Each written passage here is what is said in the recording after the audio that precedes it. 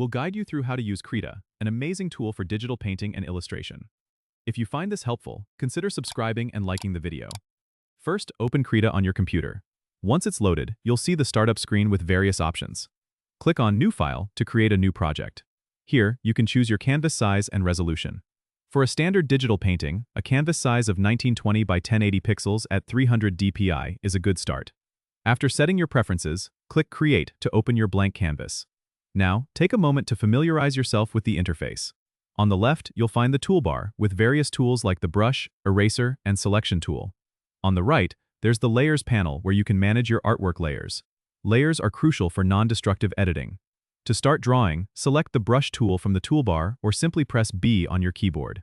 You can adjust the brush size and opacity from the top menu. To change the brush type, click on the brush icon in the top toolbar and explore the different presets available. Krita offers a wide range of brushes for different effects.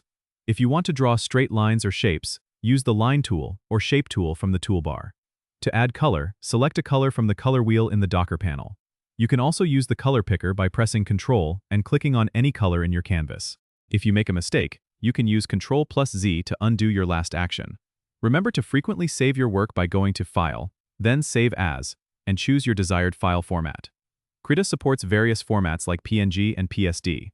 A cool tip is to use the Reference Images feature. You can import reference photos to help guide your artwork. Just go to File, then Import, and select Import into Layer. This keeps everything organized within your project. As you continue to work, explore other features like filters and effects under the Filter menu, which can add interesting textures and adjustments to your piece. Don't forget to subscribe and comment if this helped you out.